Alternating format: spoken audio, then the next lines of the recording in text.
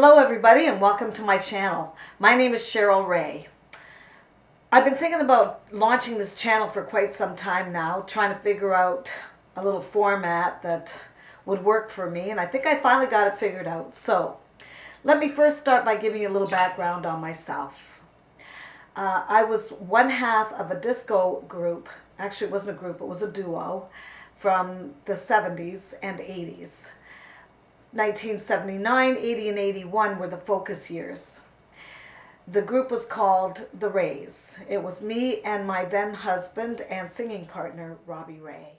Our very first hit was in Canada in 1977.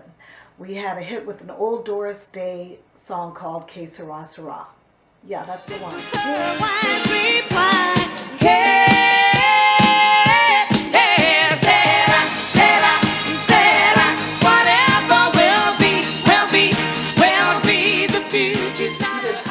Version of it. It was kind of a Latin disco arrangement with really killer vocals, and lucky for us, it went to #1 for 10 consecutive weeks in Canada. So that was the beginning. Our next album was called Dancing Up a Storm, and it was released in 1979. From that, we had a major US hit called A Little Lovin' Keeps the Doctor Away. Mesdames et messieurs, ladies and gentlemen, Cherrill and Robbie the Rays.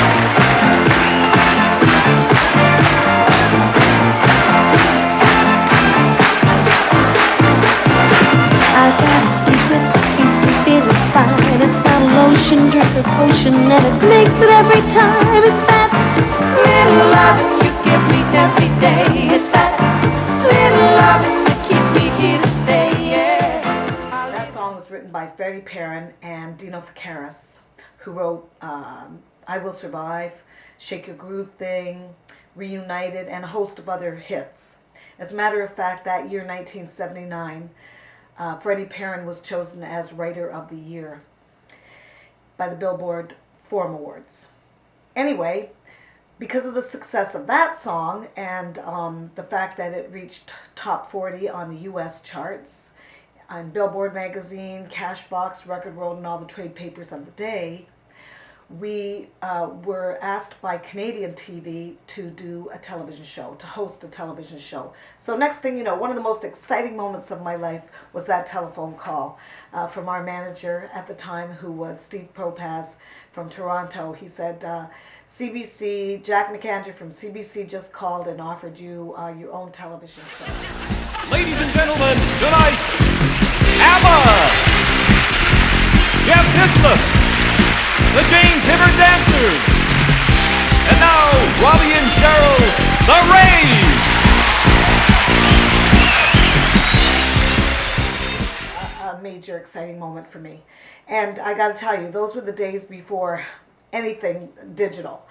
It was all analog, and we didn't have cell phones. I mean, the most exciting thing that you could buy in the late 70s was a digital watch, and you could actually see the numbers on your wrist instead of, having to wind it and see the little things go. Anyway, I got to tell you, some of the comedy, some of the hairstyles, and some of the costumes are a little cringeworthy.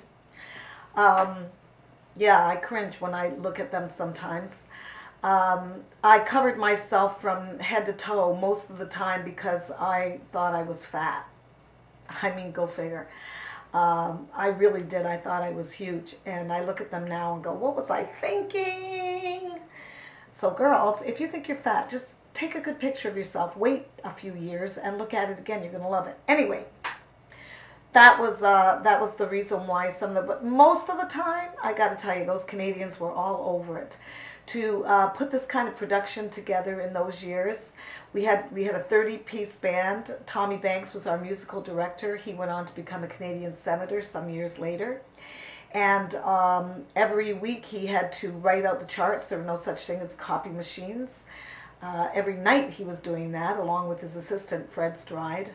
We had cameras that were the size of, monsters taping the show. And the sets were amazing. We had dancers who wore all the latest disco outfits of the day. I had an in-house costume designer, hairdresser, and makeup artist, and they were like my family. every girl in her 20s should have a family like that. And they were all, like I said, in-house, so totally accessible all the time during the show. And it was just probably one of the most magical times of my life. It was really, really fun.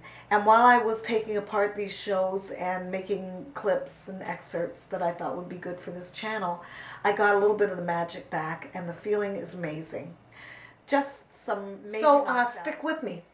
In the next few weeks, I intend to upload a lot of vintage footage of people like Sylvester, Grace Jones, Pat Benatar, Rex Smith, remember him? The Babies, John Waite, Robert John, Sad Eyes, remember him? Sad Eyes, turn the other. Anyway, Peter Allen. Robbie's going to be doing some Canadian bands, Doucette, Prism, Trooper, and some comedians that you may or may not recognize since they were just a few years older. And oh, Sherry Lewis, she was a regular on the show, and she was probably one of the most talented people I ever worked with. I have some very rare footage of her because she wasn't always working with her animals in some of this stuff, because that was her claim to fame, was Lamb Chop. Oh my goodness. When she used to walk in, I used to say, "Hi Sherry, how's Lamb Chop?" You know, I thought that she was a real person because that's the way Sherry Lewis made them seem. Anyway, I have footage from all of the old shows like Denny Terrario and Soap Factory. We did Merv Griffin, Dinosaur, Johnny Carson, American Bandstand, Midnight Special, even Soul Train. Yeah, crazy. Robbie sadly passed away about 10 or 12 years ago.